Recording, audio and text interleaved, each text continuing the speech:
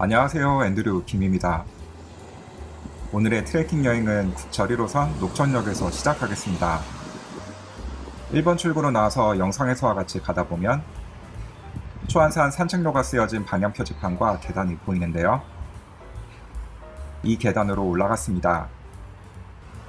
초안산은 해발 114.1m로 낮은 산인데요. 오늘은 이 초안산 정상까지 산책길을 걷다가 아직까지 잘 알려지지 않은 초안산 수국동산에서 수국도 보려고 합니다. 오늘 산책할 코스는 약 2.23km이고 2시간 21분 정도가 걸렸습니다. 이 갈림길에서 오른쪽에 위로 올라가는 계단으로 올라갔습니다. 계단을 다 오르면 흙길이 나오는데요. 저는 왼쪽 방향으로 갔어요. 어르신들이 맨발 걷기를 하다가 쉬시면서 노래 한 곡조를 하고 계시네요. 이곳은 맨발 걷기가 엄청 활성화되어 있네요. 맨발 걷기를 하는 사람들이 많이 보였습니다. 이 흙길까지만 와도 차 소리도 안 나고 조용한 숲속의 분위기를 느낄 수 있었습니다. 이 갈림길에서 오른쪽으로 갔습니다.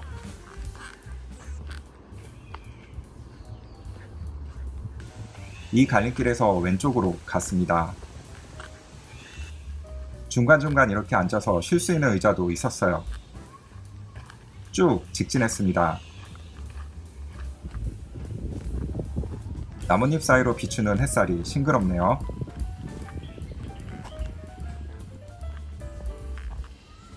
이 갈림길에서 해기장 방향으로 갔습니다. 왜 산 정상 방향으로 쓰인 건 없지 싶었는데 산 정상 쪽에 해기장이 있더라고요. 가다 보면 갈림길이 나오는데요. 저는 왼쪽에 계단길로 올라갔습니다. 산 정상까지 가는 길은 쉽고 힘들거나 부담되지 않아서 가벼운 마음으로 산책하기 좋았습니다. 저 앞에 가시는 분도 맨발 걷기를 하고 계시네요.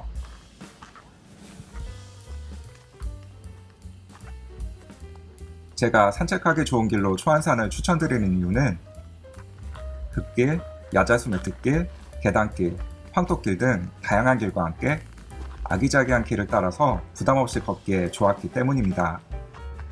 이 갈림길에서 저는 오른쪽 길로 갔습니다. 방금 전 오른쪽 계단을 따라 올라오면 공터가 하나 나오는데요. 화면에 나온 길을 따라서 갔습니다. 그리 많이 걷지도 않은 것 같은데 산 정상이 나오더라고요.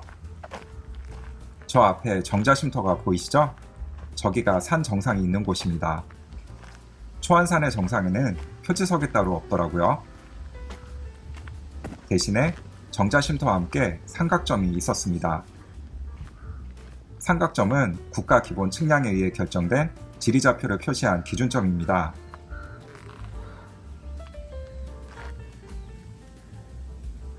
녹천역에서부터 초안산 정상까지 약 1.23km를 걸어 올라왔습니다.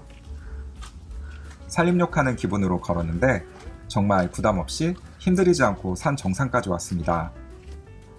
이제 영광 중고교 방향으로 가서 수국을 볼 건데요. 초안산 근린공원 안내도를 앞에 두고 영상에 보이는 길로 갔습니다. 방향 표지판에 능골 갈림길 방향으로 갔습니다.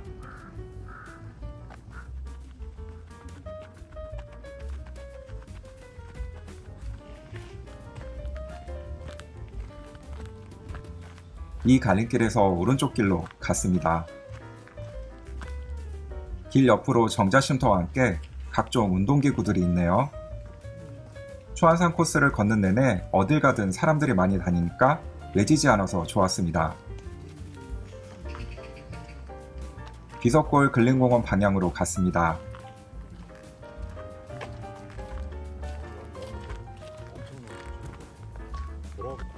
이 갈림길에서 왼쪽 길로 갔습니다.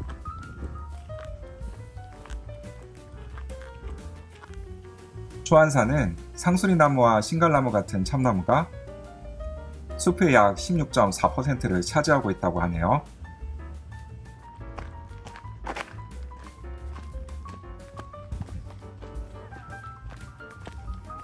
숲속을 걸으면서 느낀 점은 슬리퍼를 신고도 걸을 수 있을 정도로 완만한 숲길이었다는 것입니다.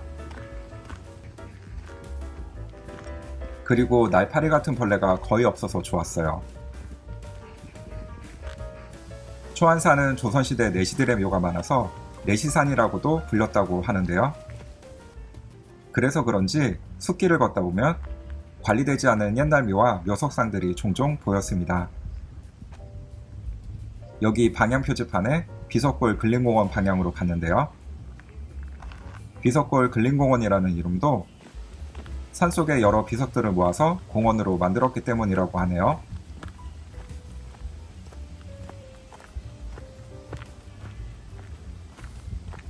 여기서부터는 계단길과 흙길을 취향대로 가시면 됩니다. 어차피 어떻게 가든지 만나는 길입니다.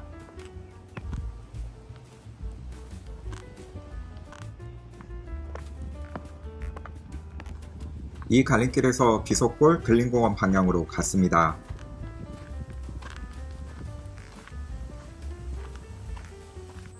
이 갈림길에서 쌍용 스윗닷홈 아파트 방향으로 갔습니다.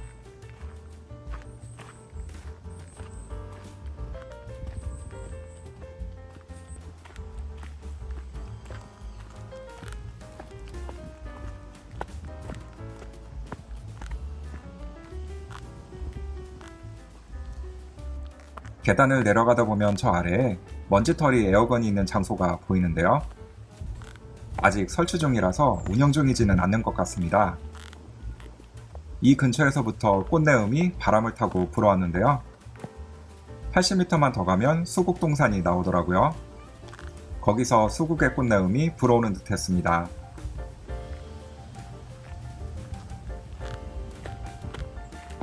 걸어가다 보면 앞으로 황토길이 보이고 그 오른쪽으로 수국동산이 있었습니다. 맨발 걷기를 하다가 앉아서 쉴 수 있는 공간도 있고 발을 씻을 수 있는 공간과 운동기구들도 있었어요. 맨발 황토길의 길이는 60m였고 이제 수국을 보러 오른쪽의 수국동산으로 발걸음을 옮겼습니다. 수국이 수국동산을 다 뒤엎을 만큼 한가득 피어있지는 않았는데요. 그 이유는 수국의 품종마다 꽃이 피는 시기가 달라서였습니다. 품종마다 크게는 6월부터 8월 사이에 꽃이 피고 지더라고요. 그래서 어떤 부분은 아직 개화 시기가 아니라서 잎만 푸르게 있는 경우도 있었는데요. 개화 시기인 수국이 있는 곳은 꽃이 동글동글하니 푸짐하게 있는 게 아주 보기 좋더라고요. 요즘 수국 꽃구경을 많이들 다니는데요. 초안산 산책길을 걸으면서 이렇게 수국도 보니까 따로 멀리까지 수국 꽃구경은 안 가도 될 것 같았습니다.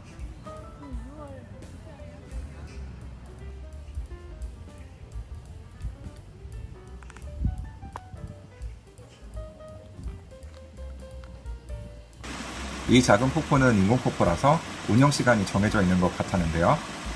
물소리를 들으면서 꽃구경을 하니까 시원한 기분이 들더라고요.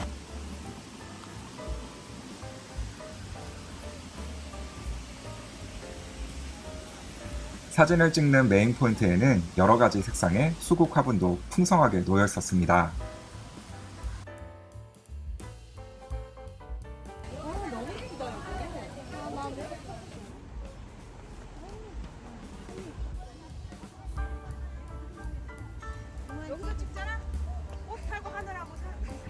개화 시기가 7월에서 8월인 품종은 아직까진 이렇게 나뭇잎만 무성합니다.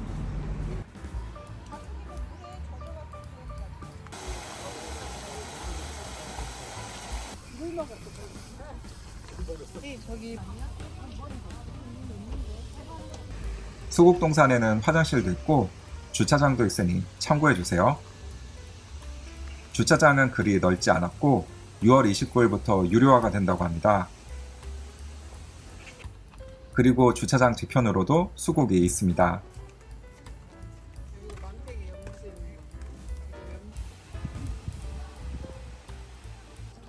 오늘의 트레킹 여행은 여기까지고요. 저는 오늘 코스가 가뿐했어서 서울에 나온 김에 다음 촬영을 위해 버스를 타려고 발걸음을 옮겼습니다. 버스 정류장이 우이천 너머에 있어서 건너갔어요. 우이천과 그 너머로 보이는 북한산이 인상적입니다. 지난번 북한산 우이령길을 걸었던 생각이 나네요. 오늘의 여행은 여기까지입니다. 다음 여행에서 또 뵙겠습니다. 궁금한 점이 있으시면 댓글 남겨주세요.